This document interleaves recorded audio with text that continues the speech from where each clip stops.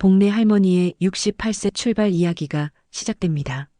어머니, 준비되셨어요? 오늘 날씨가 정말 좋네요. 복내는 고개를 끄덕이며 가방을 챙겼습니다. 가방 안에는 평소 먹던 약과 작은 수건, 그리고 남편의 사진이 들어있는 지갑이 있었습니다. 서연이 복내의 팔을 부축해 차로 향했습니다. 어머니, 조금 멀어요. 아침 공기 마시고 오죠. 차 안에서 복내는 창밖 풍경을 바라보았습니다. 익숙한 동네를 벗어나 고속화도로로 접어들자 마음이 더욱 무거워졌습니다. 서연은 라디오를 틀어 분위기를 밝게 하려고 했지만 복내의 표정은 여전히 굳어 있었습니다. 한참을 달리다 고속화도로 표지판이 보였습니다. 요양병원 EKM 복내의 입술이 굳어졌습니다. 결국 이 길의 끝은 요양원이었습니다. 복내는 떨리는 목소리로 말했습니다. 서연아, 나 말 잘 들을게. 근데 마지막으로 내 손으로 밥 한 번만 끓여보고 싶어? 서연이 백미러로 복내를 바라보며 미소를 지었습니다. 오늘 밥 드시러 가는 게 맞아요. 서연아, 나 말 잘 들을게. 근데 마지막으로 내 손으로 밥 한 번만 끓여보고 싶어?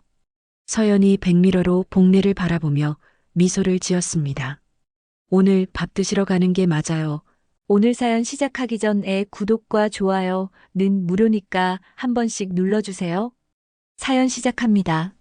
서울 도심 외곽의 오래된 빌라, 새벽 5시 반. 장복래는 어깨를 한번 돌리며 창문을 밀어 올립니다.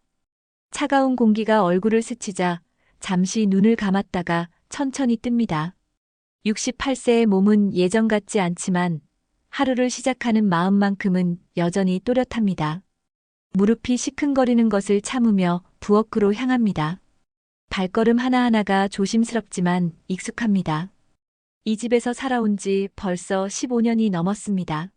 싱크대 위에 놓인 압력밥솥을 손으로 쓰다듬으며 작은 미소를 짓습니다. 20년 넘게 함께해온 동반자 같은 존재입니다. 손잡이가 닳아 반들반들해졌지만 여전히 든든합니다.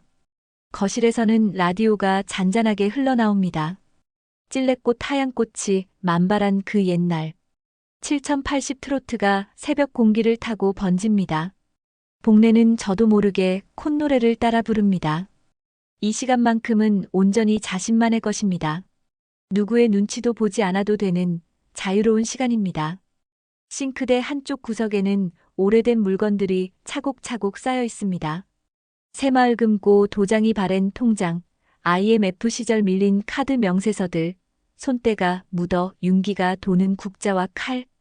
각각의 물건들마다 세월의 흔적이 새겨져 있습니다. 복내는 그 물건들을 하나씩 만지며 옛 기억을 떠올립니다. 남편과 함께 장사를 하던 시절, 아이들이 어렸을 때의 추억들이 물건 하나하나에 스며들어 있습니다. 국자를 들어 올리자 묵직한 무게감이 손목에 전해집니다. 스테인리스 표면에는 작은 흠집들이 무수히 새겨져 있습니다.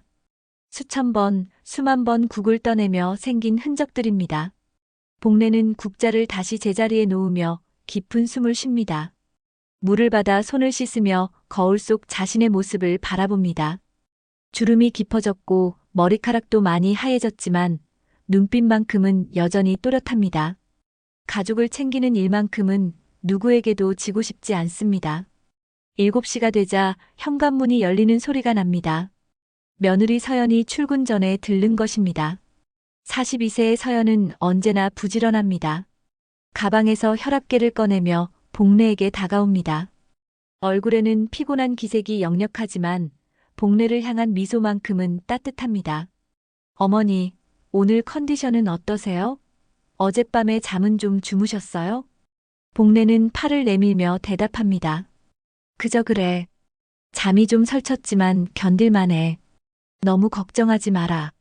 서연이 혈압을 재는 동안 복내는 며느리의 얼굴을 자세히 살핍니다. 눈가에 작은 주름이 생겼고 화장으로도 가리지 못하는 피로가 쌓여 있습니다. 직장일과 집안일을 동시에 해내느라 고생이 많다는 것을 복내는 잘 알고 있습니다. 미안한 마음이 앞섭니다. 혈압이 조금 높으시네요. 오늘은 속 편한 쇠고기 미음 끓여드릴게요. 반 공기만 드시고 무리하지 마세요. 복례는 손사래를 치며 미소를 띱니다. 입맛이 덜해졌지 사라진 건 아니야. 미음보다는 김치 국물만 조금 줘. 그게 더 속이 편할 것 같아. 내가 끓인 미음도 좋지만 말이야. 일주일이 지난 어느 저녁, 복례는 부엌에서 저녁 준비를 하고 있었습니다. 무릎이 시큰거려도 참고 서서 감자를 깎고 있는데 현관문이 열리는 소리가 들렸습니다. 정우의 목소리가 아니라 낯선 남자 목소리가 함께 들려왔습니다. 형님 안 계세요? 복례는 손을 닦으며 거실로 나갔습니다. 정우와 함께 들어온 사람은 시동생 조만식이었습니다. 62세의 조만식은 언제나 단정한 옷차림에 자신만만한 표정을 짓고 있었습니다. 복례를 보자 어색하게 인사했습니다. 형수님 안녕하세요. 정말 오랜만이네요. 건강은 어떠세요? 복례는 고개를 끄덕이며 대답했습니다. 만식아, 어서 와라. 저녁은 먹었니? 아직이면 같이 먹자. 조만식은 손을 저으며 말했습니다. 아, 먹었습니다. 형님하고 잠깐 중요한 이야기할 게 있어서 왔어요. 정우가 복례를 향해 말했습니다. 어머니, 작은아버지가 좋은 제안을 가지고 오셨어요. 잠깐 앉으세요. 복례는 소파에 앉으며 불안한 마음이 들기 시작했습니다. 조만식의 표정이 평소와 달리 진지했고 정우도 어딘지 모르게 긴장해 보였습니다. 조만식은 정우 옆에 앉으며 천천히 말을 꺼냈습니다. 형수님, 요즘 몸은 좀 어떠세요? 무릎도 많이 아프시고 혈압도 높다고 들었는데. 정우가 고개를 끄덕였습니다. 네, 계단 오르내리기도 힘들어하시고 병원에서는 수술도 권하더라고요. 그런데 나이를 생각하면 수술이 부담스럽기도 하고. 조만식이 무릎을 치며 말했습니다. 그래서 말인데 마침 제가 좋은 곳을 알아봤어요. 우리 동네에 새로 생긴 요양원이 있는데 시설도 정말 깔끔하고 간병사들도 친절하다고 소문이 났거든요. 복례의 손이 무릎 위에서 떨리기 시작했습니다. 요양원이라는 단어가 귓가에 계속 맴돌았습니다. 조만식은 복례의 반응을 살피며 계속해서 말했습니다. 요즘 요양원들은 정말 좋아졌어요. 예전처럼 단순히 돌봐주는 곳이 아니라 다양한 프로그램도 있고 재활 치료도 받을 수 있고요. 형수님 같은 분께 딱 맞는 곳이에요. 복례는 목이 메어 말이 나오지 않았습니다. 마음속으로는 거부하고 싶었지만 가족들에게 짐이 되고 싶지 않다는 생각도 들었습니다. 특히 최근 들어 몸이 예전 같지 않다는 것을 스스로도 잘 알고 있었습니다. 조만식이 더욱 구체적으로 설명했습니다. 보호자 각서만 쓰면 바로 입소할 수 있어요. 기다리는 사람이 많아서 보통은 몇 달씩 기다려야 하는데 제가 원장하고 아는 사이라서 특별히 자리를 마련해 줄 수 있다고 하더라고요. 정우의 눈동자가 흔들렸습니다. 최근 들어 어머니를 돌보는 일이 점점 부담스러웠던 것이 사실이었습니다. 구직 활동에 집중하기도 어려웠고 서연도 직장과 집안일을 병행하느라 너무 힘들어하는 모습이 역력했습니다. 형수님도 전문적인 케어를 받으시는 게 좋을 것 같고 형님도 취업 준비하느라 바쁘고 서연 씨도 직장 다니느라 힘든데 어머니까지 돌보려면 얼마나 힘들겠어요. 조만식의 말에는 나름의 논리가 있었습니다.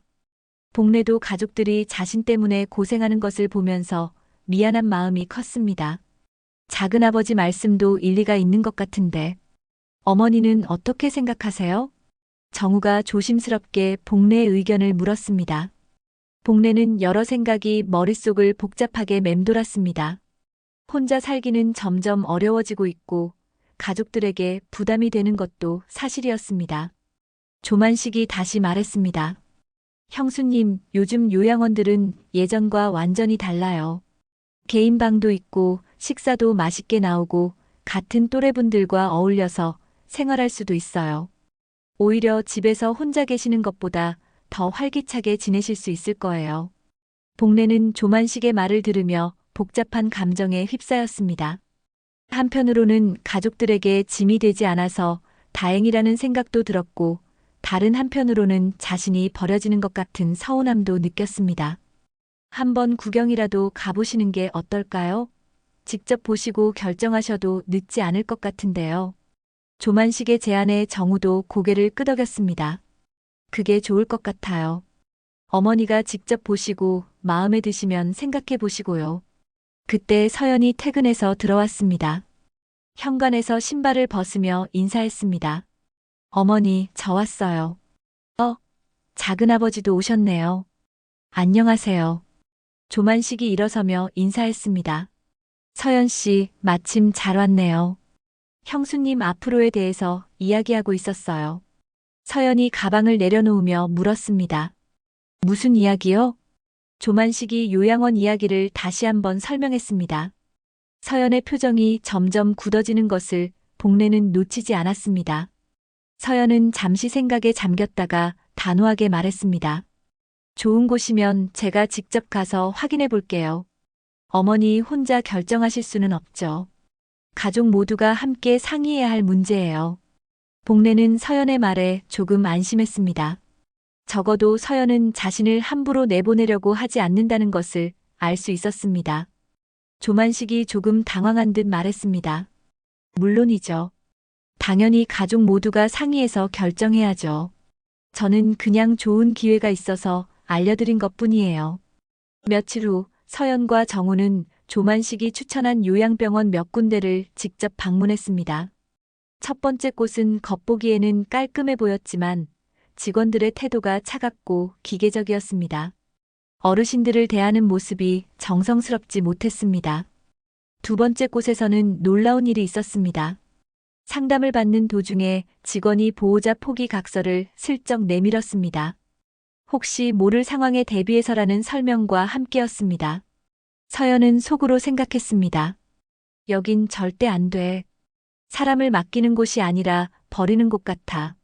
세 번째 요양원은 시설은 괜찮았지만 비용이 너무 비쌌습니다. 정우의 현재 상황으로는 감당하기 어려운 금액이었습니다. 한 달에 들어가는 비용이 정우의 예상 월급보다도 많았습니다. 네 번째 곳은 저렴했지만 시설이 너무 낡았습니다. 복도에는 소독약 냄새가 진동했고 어르신들의 표정도 밝지 못했습니다. 활기찬 모습을 찾아보기 어려웠습니다. 하루 종일 여러 곳을 돌아다닌 후 집으로 돌아온 서연과 정우는 지쳐 보였습니다. 복례는 두 사람의 표정만 봐도 결과를 짐작할 수 있었습니다. 마음에 드는 곳을 찾지 못했다는 것이 분명했습니다. 그날 밤 복례는 잠이 오지 않아 부엌으로 나갔습니다. 물을 마시려고 하는데 거실에서 서연과 정우의 대화 소리가 들려왔습니다. 두 사람은 목소리를 낮춰서 이야기하고 있었지만 고요한 밤에는 소리가 잘 들렸습니다. 정우의 목소리였습니다. 작은아버지가 이번 주에 모시고 가자고 했는데 마땅한 곳이 없네. 어떻게 하지? 서연이 대답했습니다. 준비는 제가 할게요. 하지만 정말 좋은 곳을 찾아야 해요. 어머니를 아무 곳에나 모실 수는 없잖아요. 복례는 그 대화를 듣고 크게 오해했습니다. 자신을 요양원에 보내려는 구체적인 계획을 세우고 있다고 생각한 것입니다. 손끝이 떨리기 시작했습니다. 결국 날 보내려는구나. 마지막 밥 한 번 못 끓여보고 끝인가. 복례의 마음은 절망으로 가득 찼습니다. 평생 가족을 위해 살아왔는데 이제는 짐이 되어버려지는 신세가 된 것 같았습니다. 눈물이 뺨을 타고 흘러내렸습니다. 서연은 고개를 끄덕이며 냉장고를 엽니다. 며칠 전에 담근 김치가 익어가는 냄새가 코끝을 자극합니다. 복례가 직접 담근 김치는 여전히 깊은 맛이 납니다. 배추 하나하나 정성스럽게 다듬고 양념도 손으로 직접 버무린 김치입니다. 그때 안방에서 정우가 나옵니다. 45세의 아들은 오늘도 이력서 뭉치를 들고 식탁에 앉습니다. 구직 활동을 시작한 지 벌써 6달이 되어가지만 별다른 소식이 없습니다. 벽에 붙은 달력에는 전세대출 상환일이 빨간 펜으로 표시되어 있습니다. 그 날짜가 다가올 때마다 집안 분위기는 더욱 무거워집니다. 정우는 말없이 이력서를 펼쳐놓고 한 장씩 들여다봅니다. 어깨가 축 처진 모습이 안쓰러워 보입니다. 한때는 당당했던 가장의 모습이 많이 초라해졌습니다. 집안 전체에 무거운 한숨이 눌어붙어 있는 듯합니다. 복례는 그런 아들의 모습을 지켜보며 마음이 아픕니다. 서연이 김치 국물을 작은 그릇에 따라주며 말합니다. 어머니, 이거 드시고 조금 더 쉬세요. 제가 점심때 다시 올게요. 복례는 김치 국물을 한 모금 마시며 고개를 끄덕입니다. 고맙다, 서연아. 너 때문에 우리가 사는 것 같아. 그 사이 복례는 메모지를 꺼내 무언가를 적기 시작합니다. 사골 마이너스 센 불 30분, 약불 11시간. 대파는 마지막에 넣을 것. 소금은 한 꼬집씩 3번에 나누어. 오랜 요리 경험에서 우러나온 비법입니다. 손맛이라는 것은 하루아침에 만들어지는 것이 아닙니다. 수십 년간 쌓인 경험과 정성이 만들어낸 결과물입니다. 그래도 손맛은 남았어. 한솥쯤은 거뜬하지. 복례는 속으로 중얼거리며 자신을 다독입니다. 나이가 들어 몸은 예전 같지 않지만 요리만큼은 아직도 자신 있습니다. 가족들을 위해 맛있는 음식을 만들어주는 것이 복례에게는 가장 큰 보람이자 존재 이유입니다. 정우가 이력서를 정리하며 한숨을 쉽니다. 면접 볼 곳이 또 줄었네. 나이가 문제인가 봐. 서연이 정우의 어깨를 가볍게 두드리며 위로합니다. 괜찮아요. 좋은 기회가 분명 있을 거예요. 포기하지 말아요. 복례는 그런 두 사람을 바라보며 마음이 무겁습니다. 자신 때문에 가족들이 고생하는 것 같아 미안합니다. 나이 들어 짐이 되기보다는 도움이 되고 싶은데 현실은 그렇지 못합니다. 아침 식사를 마친 서연과 정우는 각자의 일상으로 떠납니다. 복례 혼자 남은 집은 다시 고요해집니다. 라디오에서는 여전히 옛 노래가 흘러나오고 복례는 그 음악에 맞춰 설거지를 시작합니다. 그릇 하나하나를 정성스럽게 닦으며 오늘 하루도 무사히 지나가기를 기도합니다. 그 주 토요일 새벽 복례는 평소보다 일찍 잠에서 깼습니다. 창밖으로 희미한 햇살이 스며들고 있었습니다. 오늘이 요양원에 가는 날이라고 생각하니 가슴이 답답했습니다. 서연이 어제 저녁에 내일 아침에 나들이 가자고 했던 말이 떠올랐습니다. 복례는 천천히 일어나 옷장을 열었습니다. 가장 단정한 옷을 골라 입었습니다. 거울 앞에 서서 머리를 정리하며 마지막으로 집을 나서는 마음으로 자신을 가다듬었습니다. 화장대 서랍에서 낡은 반지를 꺼내 손가락에 끼웠습니다. 남편이 살아생전에 사준 유일한 금반지였습니다. 아침 일찍 서연이 도착했습니다. 평소보다 화사한 옷을 입고 있었고 손에는 복례가 좋아하는 식혜 한 병을 들고 있었습니다. 어머니, 준비되셨어요? 오늘 날씨가 정말 좋네요. 복례는 고개를 끄덕이며 가방을 챙겼습니다. 가방 안에는 평소 먹던 약과 작은 수건, 그리고 남편의 사진이 들어있는 지갑이 있었습니다. 서연이 복례의 팔을 부축해 차로 향했습니다. 어머니, 조금 멀어요. 아침 공기 마시고 오죠. 차 안에서 복례는 창밖 풍경을 바라보았습니다. 익숙한 동네를 벗어나 고속화도로로 접어들자 마음이 더욱 무거워졌습니다. 서연은 라디오를 틀어 분위기를 밝게 하려고 했지만 복례의 표정은 여전히 굳어 있었습니다. 한참을 달리다 고속화도로 표지판이 보였습니다. 요양병원 EKM 복례의 입술이 굳어졌습니다. 결국 이 길의 끝은 요양원이었습니다. 복례는 떨리는 목소리로 말했습니다. 서연아, 나 말 잘 들을게. 근데 마지막으로 내 손으로 밥 한 번만 끓여보고 싶어. 서연이 백미러로 복례를 바라보며 미소를 지었습니다. 오늘 밥 드시러 가는 게 맞아요. 복례는 서연의 말을 이해하지 못했습니다. 요양원에 가서 밥을 먹는다는 뜻인지 아니면 다른 의미인지 헷갈렸습니다.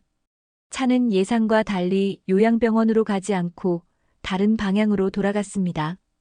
고속화도로를 빠져나온 차는 오래된 시장 골목으로 접어들었습니다. 트럭 스피커에서 90년대 발라드가 흘러나왔습니다. 사랑했지만 아픔도 있었지. 복례가 좋아했던 노래였습니다. 복례는 고개를 갸우뚱했습니다. 이곳은 요양원과는 전혀 다른 곳이었습니다.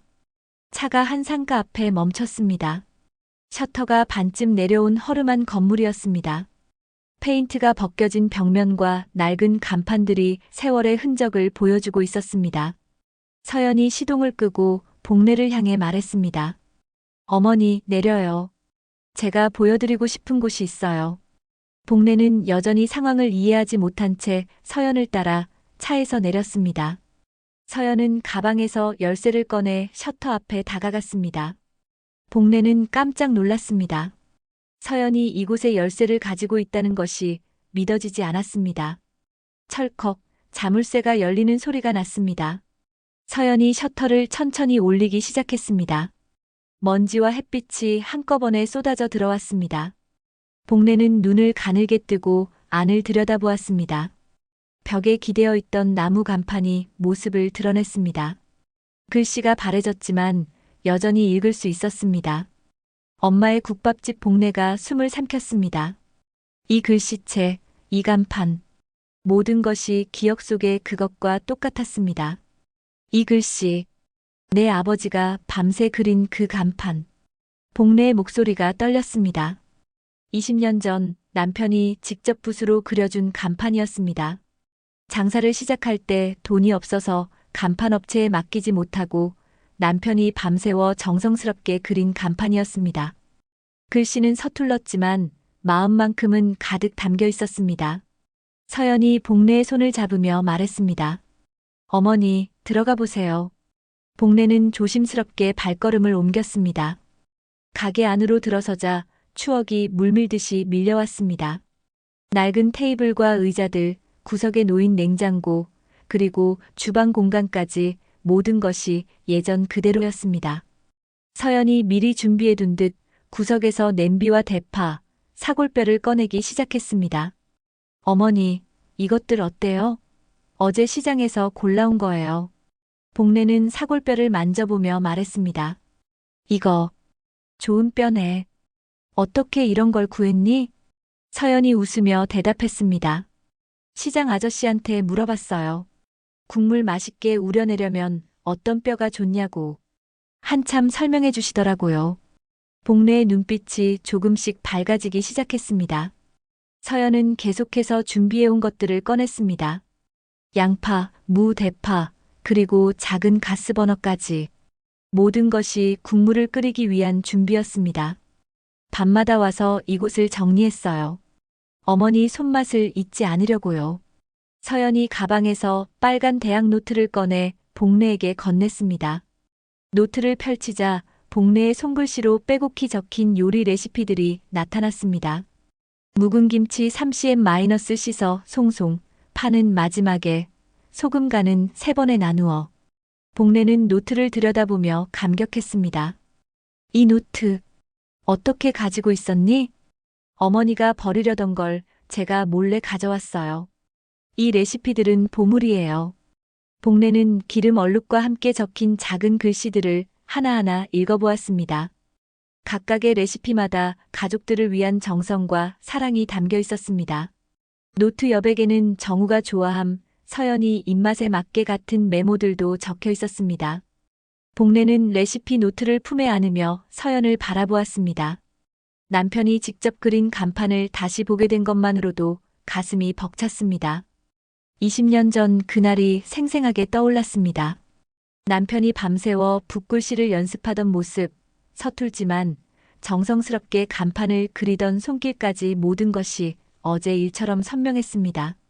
가스는 어떻게 하니? 이 오랜 시간 동안 막혀 있었을 텐데. 복례가 걱정스러운 표정으로 물었습니다. 서연이 구석에서 휴대용 가스버너를 꺼내며 미소를 지었습니다. 일단 이걸로 시작해봐요. 제가 미리 준비해뒀어요. 나중에 가스관도 점검받을 수 있을 거예요.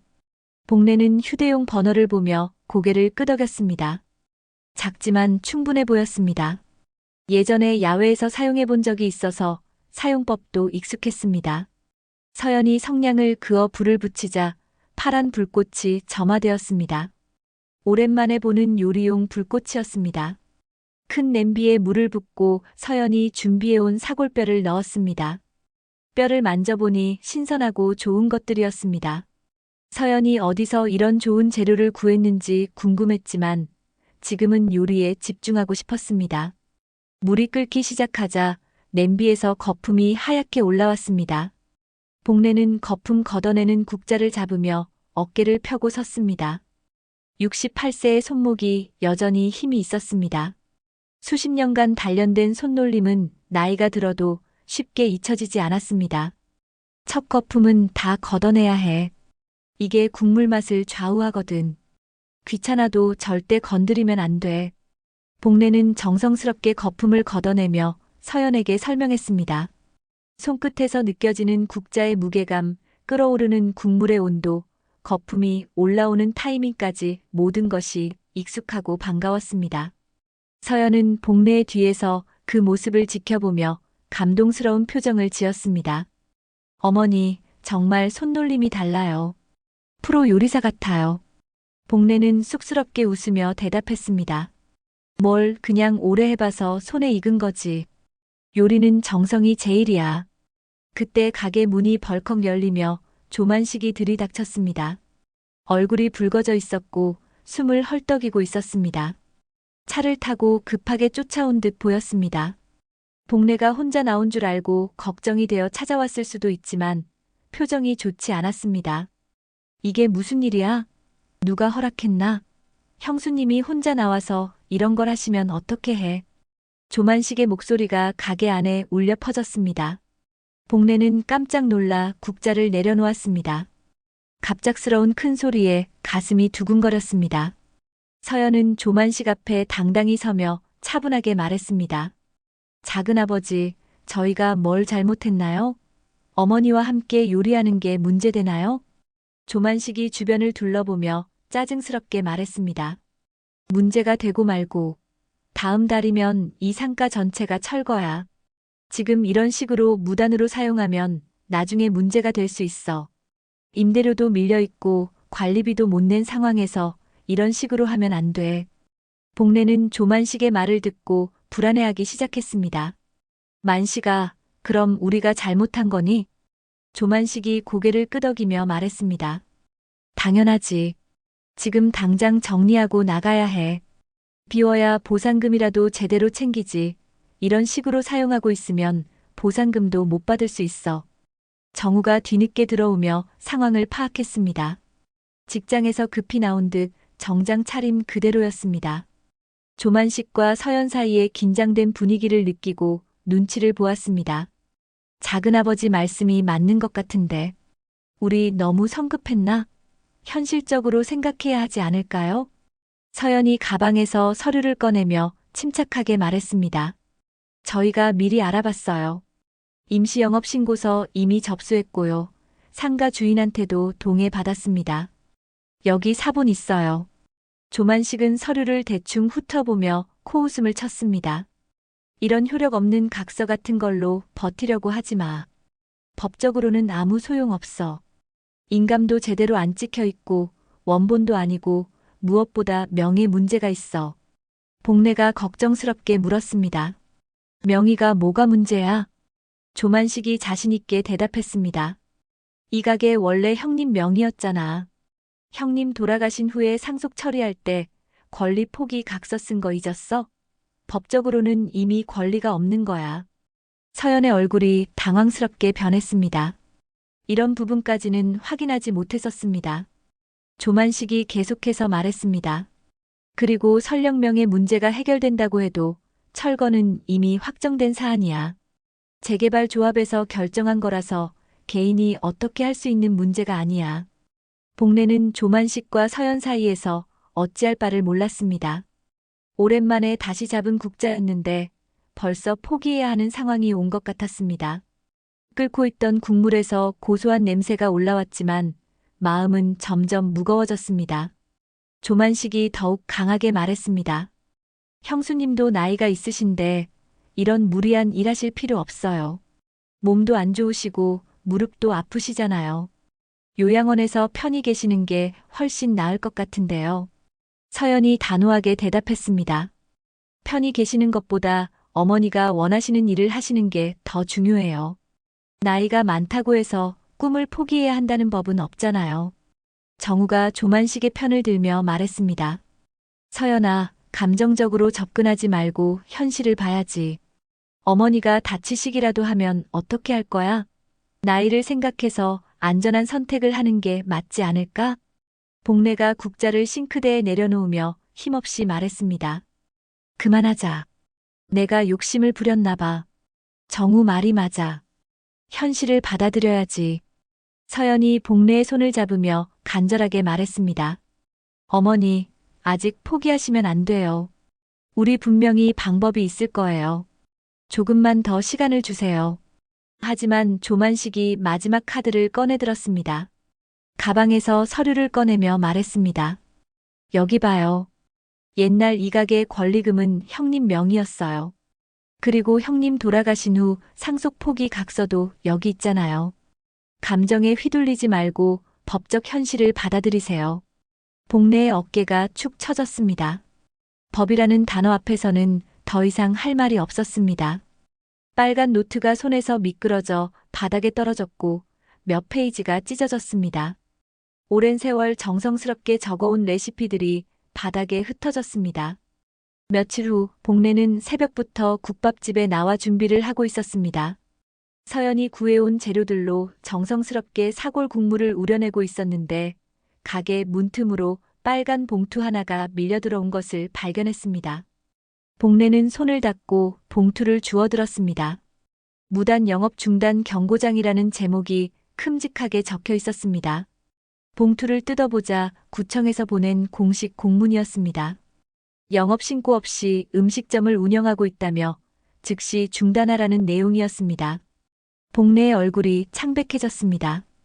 서연이 임시 영업 신고를 했다고 했는데 왜 이런 경고장이 날아온 것일까요? 손이 떨려 종이를 제대로 잡을 수 없었습니다. 68세의 나이에 이런 공문을 받으니 마음이 더욱 무거워졌습니다. 복례는 다시 한번 공문을 자세히 읽어보았습니다. 관할 구청에서는 귀하가 무허가로 음식점을 운영하고 있다는 신고를 접수하였으며 이에 따라 즉시 영업을 중단할 것을 통보합니다. 미이행 시 과태료 부과 및 강제 철거 조치가 있을 수 있습니다. 그 순간 창밖으로 상인의 조합 직원이 지나가는 것이 보였습니다. 손에는 공고문을 붙이는 도구를 들고 있었습니다. 복례는 급하게 밖으로 나가 확인해 보았습니다. 상인의 조합 게시판에는 간판 강제 철거 예정 마이너스 무허가 영업장 정리라는 제목의 공고가 새로 붙어 있었습니다. 그 목록에는 복례가 그토록 소중히 여기던 남편의 손글씨 간판도 철거 대상에 포함되어 있었습니다. 복례는 다리에 힘이 빠져 게시판 앞에 주저앉을 뻔했습니다. 새벽부터 정성스럽게 끓인 국물의 향기가 바람에 실려왔지만 이제는 그것마저 무의미하게 느껴졌습니다. 복례는 떨리는 손으로 서연에게 전화를 걸었습니다. 목소리가 떨렸습니다. 서연아, 구청에서 경고장이 왔어. 무단 영업이라고. 그리고 간판도 철거한다고 하네. 서연의 목소리가 당황스럽게 들렸습니다. 어머니, 이상해요. 분명히 신고했는데. 제가 바로 갈게요. 뭔가 잘못된 게 있을 거예요.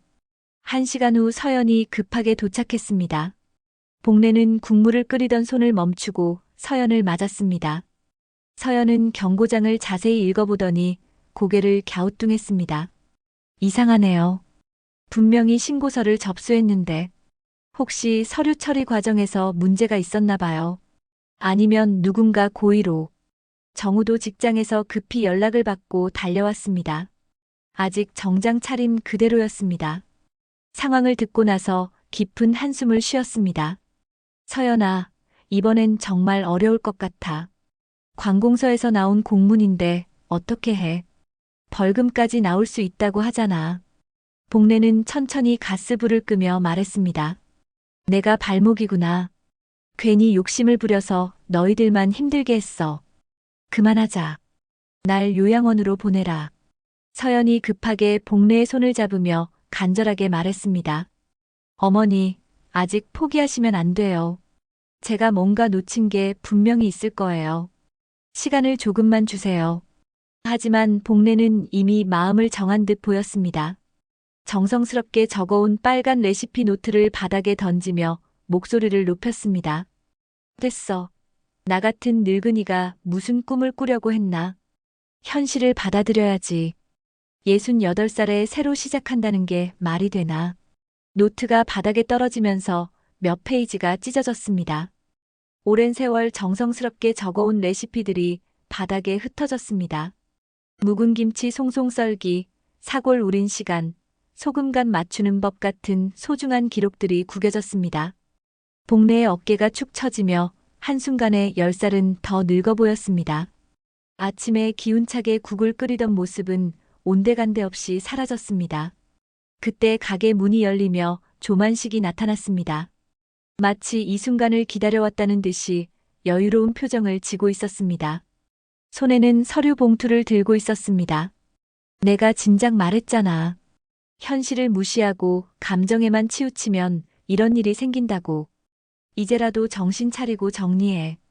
조만식은 서류를 테이블에 펼치며 계속 말했습니다. 여기 봐, 요양원 입소 신청서야. 이미 작성해뒀어. 서명만 하면 다음 주부터 들어갈 수 있어. 복래는 요양원 신청서를 바라보며 눈물을 흘렸습니다. 결국 이 길밖에 없는 것 같았습니다. 조만식이 마지막 못을 박듯이 말을 이었습니다. 게다가 명예 문제도 그렇게 간단하지 않아. 내가 다시 확인해 봤는데 97년 명의 변경이라고 하지만 실제로는 권리금 반환 조건부였거든. 그 조건을 충족하지 못하면 자동으로 무효가 되는 거야. 정우가 당황하며 물었습니다. 무슨 조건이요? 일정 기간 내에 영업을 재개해야 한다는 조건이었어. 그런데 벌써 20년이 넘게 지났잖아. 법적으로는 권리가 소멸된 거나 다름없지. 서연의 얼굴이 창백해졌습니다. 자신이 확인한 정보가 불완전했던 것 같았습니다. 조만식이 가져온 서류들을 보니 복잡한 법적 조항들이 빼곡히 적혀 있었습니다. 조만식이 승리한 듯한 표정으로 계속 말했습니다. 그리고 구청 담당자하고도 직접 얘기해봤는데 이미 철거 일정이 확정되어 있다고 하더라고. 재개발 계획 변경 같은 건 없다고 분명히 말하던데 서연 씨가 확인했다는 건 잘못된 정보였나 봐. 복래는 더 이상 들을 힘이 없다는 듯 의자에 주저앉았습니다. 무릎도 아프고 마음도 아팠습니다. 끝인가? 내 손맛은 정말 여기까지인가? 복래의 눈에서 눈물이 뚝뚝 떨어졌습니다. 며칠 전만 해도 새로운 희망을 품었었는데 그 희망이 무너지니 절망감이 더욱 컸습니다.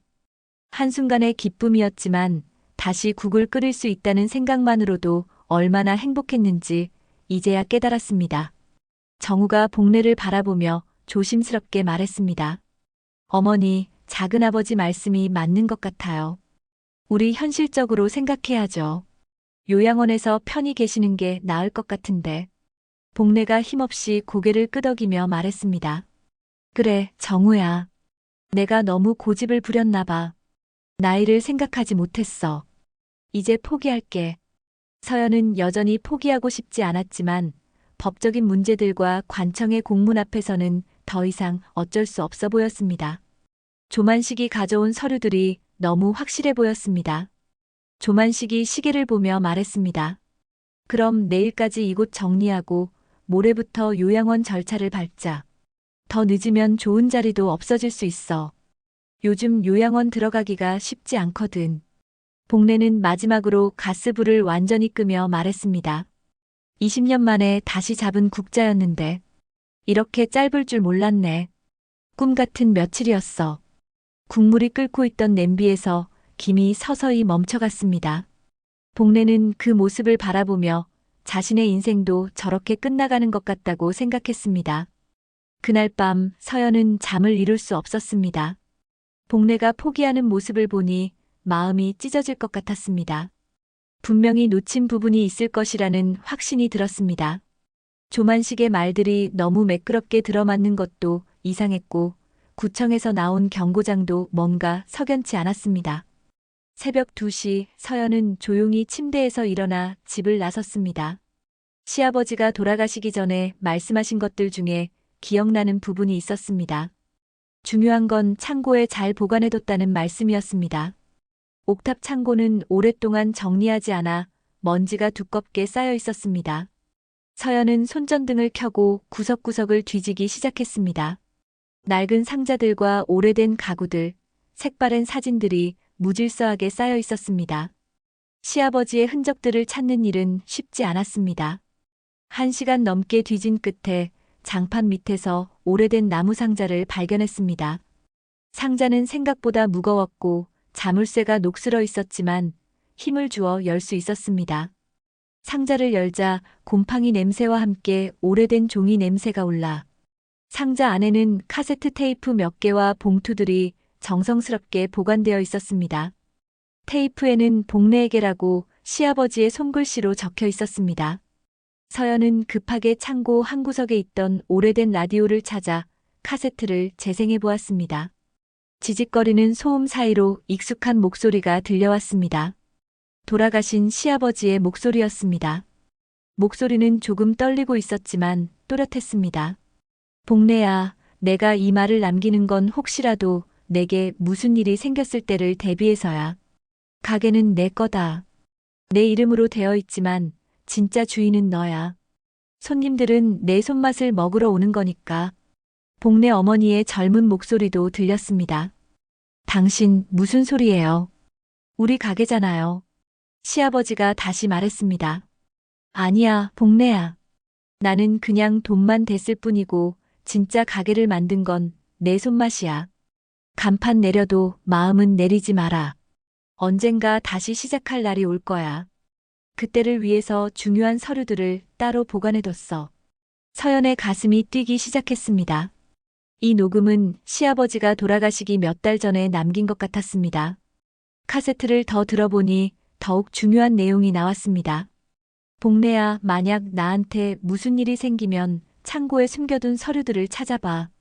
내 명의로 바꿔놓은 진짜 서류들이 있어. 조만식한테는 절대 말하지 말고.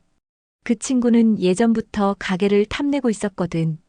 서연은 급하게 봉투들을 뒤져보았습니다.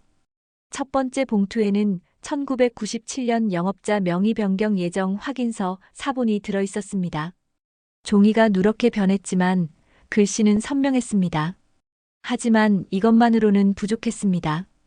두 번째 봉투에는 상가 주인의 손글씨로 쓰인 각서가 있었습니다. 장복내 우선갱신 약속서 마이너스 임대료 연체 시에도 6개월 유예기간 부여, 영업 중단 시에도 권리보장, 재개발 시 우선 분양권 보장 도장은 번졌지만 필체는 선명했습니다. 날짜를 보니 1996년에 작성된 것이었습니다. 세 번째 봉투에서 가장 중요한 서류를 발견했습니다. 정식 명의 변경 완료 확인서 원본이었습니다. 조만식이 말한 조건부 명의 변경이 아니라 완전한 소유권 이전이 완료된 서류였습니다.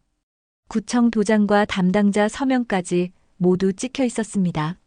서연은 손이 떨렸습니다. 조만식이 거짓말을 한 것이었습니다.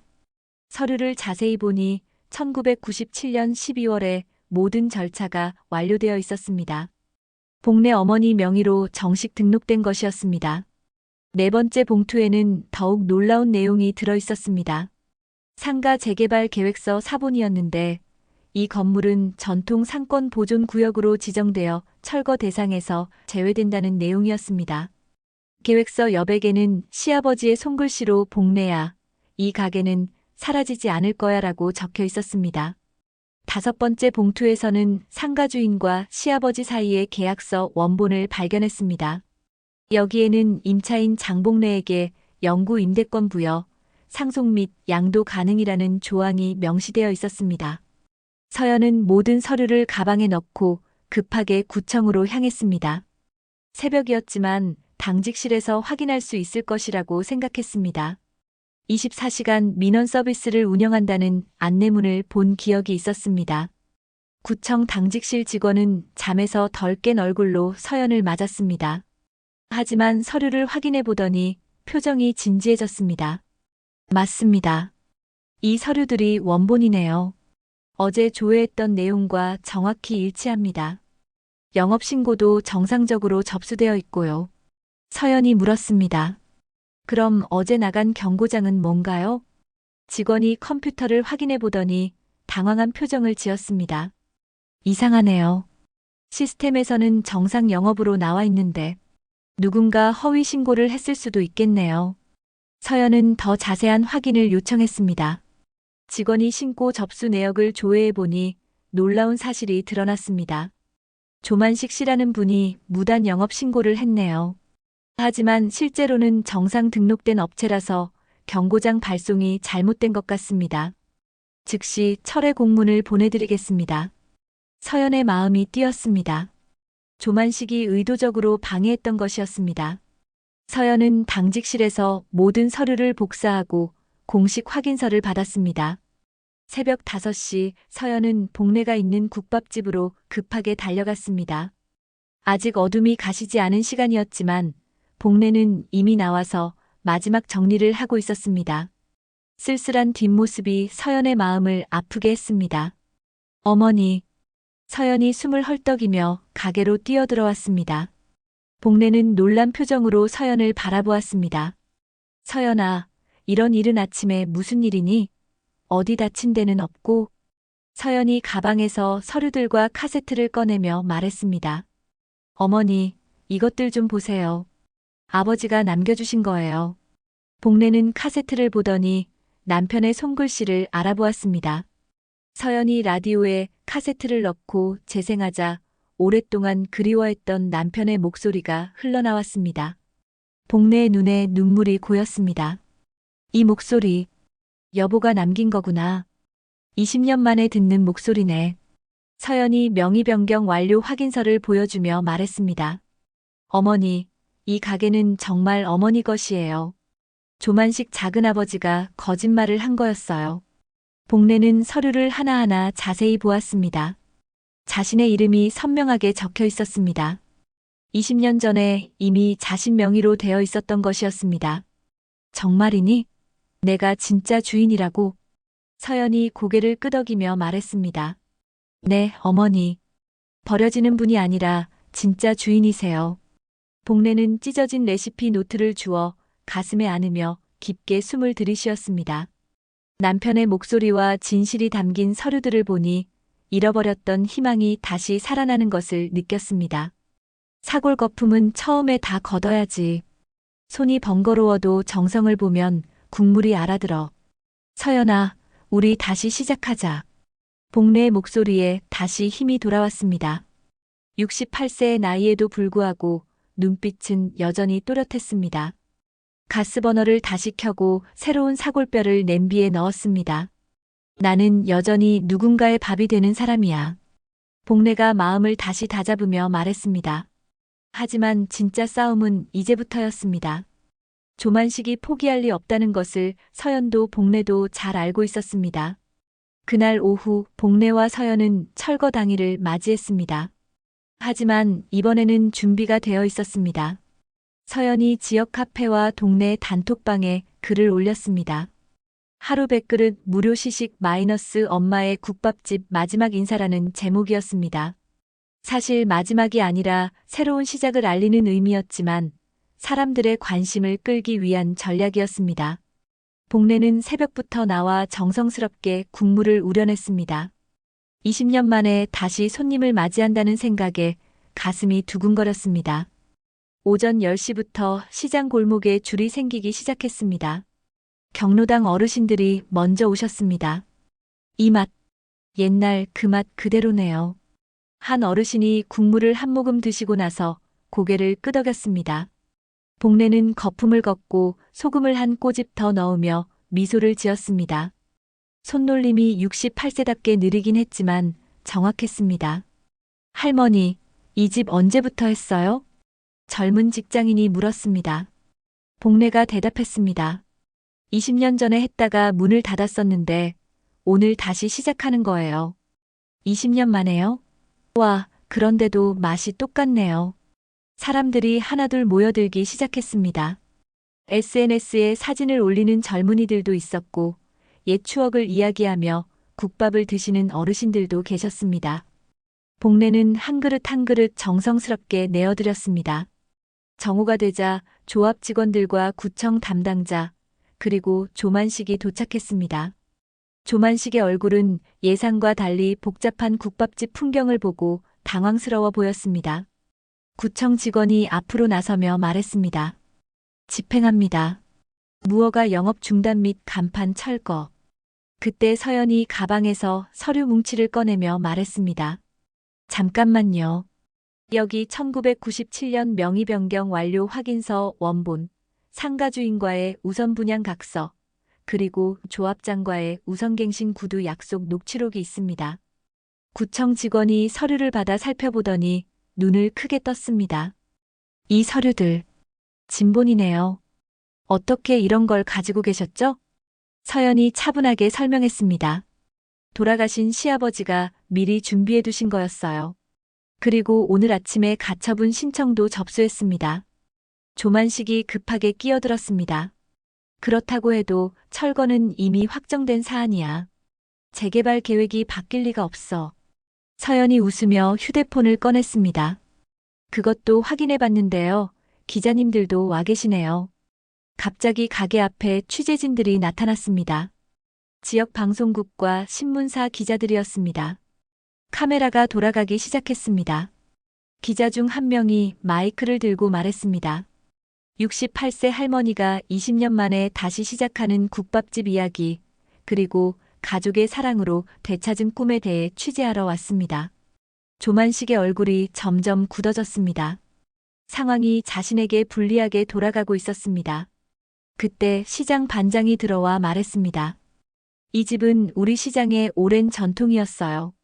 수십 년 동안 동네 사랑방 역할을 했던 곳이고요. 시에서 추진하는 상권 활성화 시범사업 1호 업체로 선정되었습니다. 구청 담당자가 휴대폰으로 어디엔가 전화를 걸어 확인했습니다. 잠시 후 놀란 표정으로 말했습니다. 구청장님께서 직접 보고를 받으셨다고 하시네요. 전통 상권 보존 프로젝트의 일환으로 이 가게를 보호하라는 지시가 내려왔습니다. 순간 가게 안의 공기가 바뀌었습니다. 조만식이 마지막으로 항변했습니다. 녹취 같은 것으로는 법적 효력이. 그때 시장 상인회장이 나타났습니다. 손에는 공식 문서를 들고 있었습니다. 조만식 씨, 이건 조합 이사회에서 만장일치로 통과시킨 결의안입니다. 장복래 씨의 영업권을 공식 인정한다는 내용이에요. 복래는 조용히 그릇을 내밀며 조만식에게 말했습니다. 만씨가 뜨거우니 조심해서 드셔. 그 말 한마디에 주변 사람들의 표이 모두 풀렸습니다. 복래의 따뜻한 마음씨가 전해진 것입니다. 서연이 마지막 카드를 꺼냈습니다. 그리고 재개발 후 1층 코너 우선 분양권도 이미 행사했어요. 계약금 납부 완료됐고요. 제가 야간 알바로 모은 돈에 동네 분들이 십시일반 보태주신 덕분이에요. 정우가 뒤늦게 도착해서 상황을 파악하더니 조만식 앞에 서서 말했습니다. 작은아버지, 이제 그만하세요. 어머니 것은 어머니 겁니다. 조만식이 씩 웃으며 말했습니다. 좋아, 너희들이 이기는 거야. 하지만 장사가 쉬울 것 같지는 않네. 복래가 조만식을 향해 말했습니다. 만씨가 원망하지 않을게. 내 형님도 하늘에서 이해하실 거야. 조만식은 더 이상 할 말이 없어 보였습니다. 주변 사람들의 시선이 따가워서 그냥 자리를 떠났습니다. 구청 직원이 공식적으로 발표했습니다. 장복래 씨의 엄마의 국밥집은 정상 영업업체로 확인되었습니다. 앞으로도 계속 영업하실 수 있습니다. 기자들이 인터뷰를 요청했고 복래는 떨리는 목소리로 말했습니다. 저는 그냥 가족들과 동네 분들에게 따뜻한 한 끼를 대접하고 싶었을 뿐이에요. 정우가 복래의 손을 잡으며 말했습니다. 어머니, 미안했어요. 제가 현실만 보고 어머니 마음을 헤아리지 못했어요. 복래의 눈에서 눈물이 왈칵 쏟아졌습니다. 정우야, 서연아. 고마워. 난 요양원에 가는 줄 알았는데 너희들이 날 다시 주인으로 만들어줬구나. 그날 저녁 100그릇이 모두 동났습니다. 복래는 마지막 손님까지 정성스럽게 대접했습니다. 그날 저녁 모든 일이 끝나고 복래와 서연, 정우는 가게를 정리하며 하루를 마무리했습니다. 100그릇의 국밥이 모두 동나고 마지막 손님까지 정성스럽게 대접한 후였습니다. 복래는 지쳤지만 얼굴에는 만족스러운 미소가 번져 있었습니다. 오늘 정말 꿈 같았어. 20년 만에 이렇게 많은 사람들에게 내 국밥을 대접할 수 있다니. 복례는 마지막 그릇을 씻으며 감회에 젖어 말했습니다. 손에 든 그릇이 무겁게 느껴졌지만 마음만큼은 깃털처럼 가벼웠습니다. 서연이 복례의 어깨를 가볍게 두드리며 말했습니다. 어머니, 이제 시작이에요. 앞으로 더 많은 분들이 어머니 손맛을 기다리실 거예요. 정우도 옆에서 미소를 지으며 말했습니다. 어머니, 저도 정말 자랑스러워요. 오늘 보니까 어머니가 진짜 대단한 분이시구나 싶어요. 제가 몰랐던 어머니의 모습을 발견했어요. 그날 밤 세 사람은 함께 둘러앉아 오늘 있었던 일들을 되돌아보았습니다. 아침에 첫 손님이 오셨을 때의 설렘 국물 맛을 보고 고개를 끄덕이시던 어르신들의 표정, 젊은 손님들이 사진을 찍으며 좋아하던 모습까지 하나하나 기억에 새겼습니다. 3달 후 복례의 꿈은 완전히 현실이 되었습니다. 재개발 상가 1층 코너에 새로운 간판이 반짝이고 있었습니다. 엄마의 국밥집이라는 글씨가 햇빛에 빛나고 있었습니다. 새 간판은 현대적으로 제작되었지만 글씨체는 남편이 그린 원래 간판의 느낌을 최대한 살렸습니다. 새 간판 바로 옆 벽에는 오래된 나무 간판이 투명한 아크릴 액자에 담겨 소중하게 걸려 있었습니다. 남편이 직접 그린 그 간판은 이제 가게의 역사를 보여주는 소중한 유산이 되었습니다. 손님들이 오시면 복례는 종종 그 간판에 얽힌 이야기를 들려드리곤 했습니다. 가게 내부도 깔끔하게 새 단장되었습니다. 테이블과 의자들은 새 것으로 바뀌었고 바닥도 반짝이게 닦여 있었습니다. 하지만 주방 구석의 오래된 냄비와 국자들은 그대로 자리를 지키고 있었습니다. 복례가 가장 아끼는 도구들이었습니다. 새 기구들도 많이 들여놓았지만 복례는 여전히 옛날 도구들을 더 편하게 사용했습니다. 계산대 옆에는 손글씨로 정성스럽게 쓴 안내문이 붙어 있었습니다. 하루 10그릇 마이너스 독거 어르신 무료 제공 복례가 직접 제안한 것이었습니다. 자신도 혼자 살았던 경험이 있어서 독거 어르신들의 마음을 누구보다 잘 알고 있었기 때문입니다.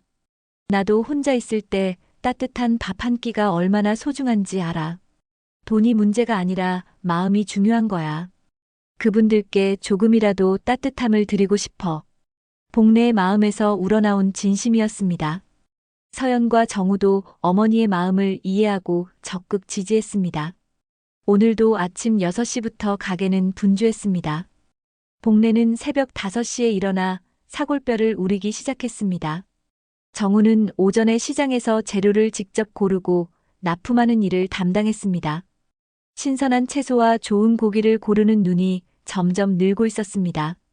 어머니가 좋아하실 만한 파만 골라왔어요. 정우가 파 한 단을 들고 들어오며 말했습니다.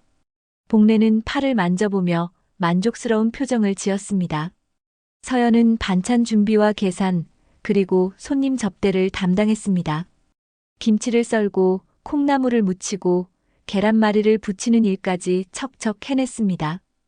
복례에게 요리를 배우면서 실력이 많이 늘었습니다. 복례는 가장 중요한 국물 농도 조절과 간 맞추기를 책임지고 있었습니다.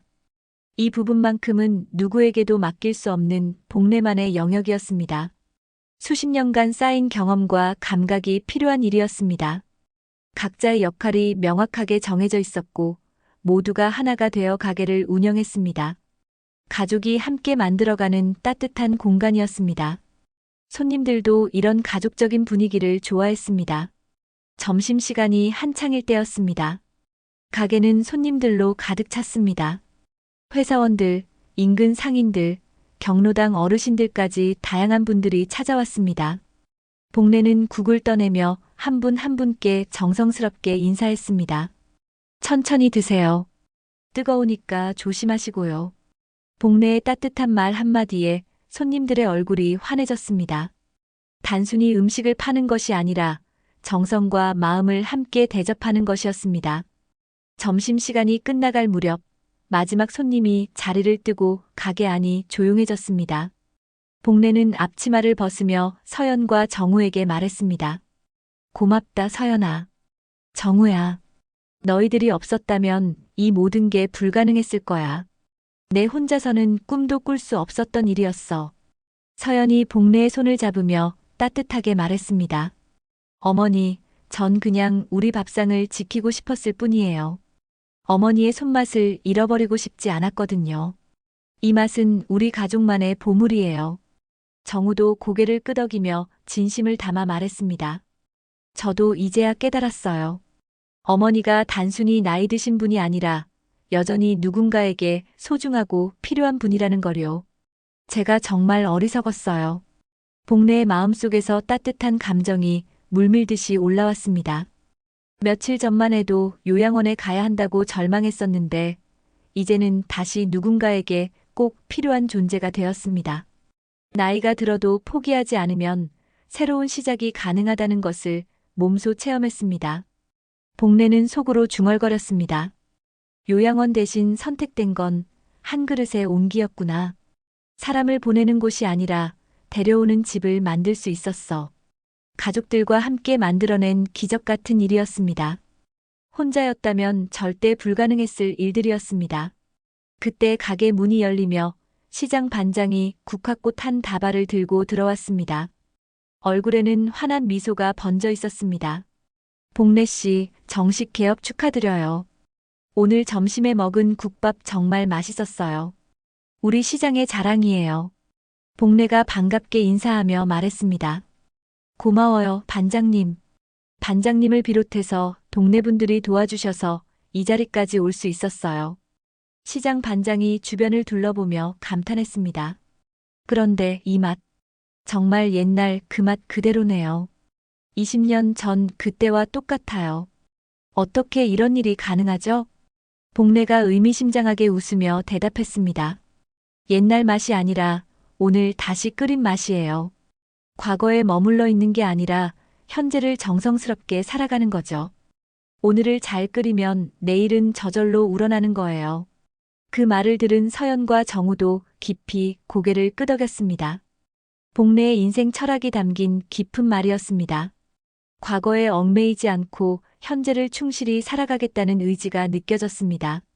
시장 반장이 자리를 떠난 후 세 사람은 함께 저녁 정리를 시작했습니다. 설거지를 하고 바닥을 깨끗이 닦고 내일 사용할 재료들을 점검하고 준비했습니다.